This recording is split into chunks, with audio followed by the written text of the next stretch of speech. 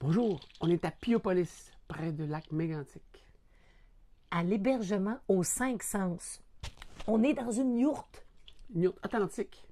Et la nôtre, c'est entendre. Entendre les 5 sens.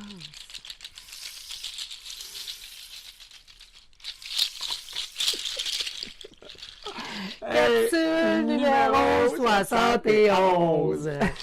A nice start. Yeah, you saw. So I'm still with this book, The New Rules of Engagement. Really interesting. A Guide to Understanding Connecting with Generation Y by Mr. McQueen.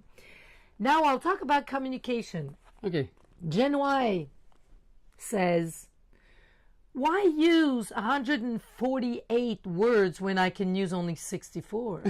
Oh, yeah.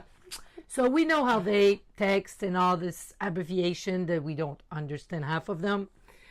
But this brings to maybe sometimes a potential of miscommunication. Mm-hmm. It brings also a possibility of less empathy. Because when you don't see the other person, like we see there's some bullying on the medias, the social medias, so there's a risk of that. There's a change in physiology. Try to ask them to write an essay, 2 hour. They have their hands. It's like they can't do it anymore. Yeah. And less vocabulary. They use like 800 words when we used to use more than 2,000. But there's a big but. However, regardless of your personal opinion of Gen Y's language and methods of communication, it is important not to underestimate the priority that this group places upon communication. They are communicating more and in a deeper level than any generation before them, especially the guys. So sometimes when parents complain that they wish their children would communicate more with them, I jokingly suggest that they open a Facebook account and follow their kids on Twitter. That is where the generation does all its talking. Oh. Nice, eh? Yeah. How about you? Et toi, mon cher amour? Bon, ben moi, je continue avec la minute la plus importante. Alors, c'est un bouquin écrit pour les gens qui font du réseau, du marketing de réseau.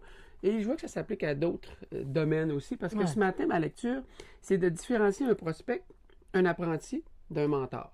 Alors, rapidement, le prospect, c'est quelqu'un qu'on voit qui pourrait être intéressé à profiter d'un produit ou d'une opportunité d'affaires si ça lui convient. C'est vraiment quelqu'un qui est un potentiel. Un apprenti, la personne a décidé de faire le choix d'aller de l'avant. Il faut qu'elle apprenne. C'est pas parce qu'elle a eu des succès dans d'autres secteurs de sa vie professionnelle ou personnelle qu'elle va nécessairement être bon dans le marketing de réseau. Ouais. C'est un métier. Je l'ai déjà dit, c'est un art. Ça s'apprend comme d'autres métiers. Ça s'improvise pas. Donc, un apprenti apprend. Un apprenti apprend, supervisé par un bon mentor. Et c'est souvent là qu'il y a eu des difficultés. Les mentors ne sont pas toujours prêts. Parce que soit ils n'ont pas été des bons apprentis, parce qu'ils n'ont pas eu des bons mentors. Donc, c'est une chaîne à laquelle il faut faire attention. Et les gens qui performent, notamment dans le marketing de réseau, sont des gens qui ont passé toutes les étapes et qui sont de bons mentors pour leurs apprentis, qui peuvent repérer de bons prospects et qui vont vraiment profiter de façon positive de l'expérience de cette entreprise-là qui mondialement explose en termes de nombre de pratiquants. C'est vraiment très, très, très intéressant. Donc, à suivre. Super. Bon, bien, de Piopolis à l'hébergement aux 5 sens. À demain.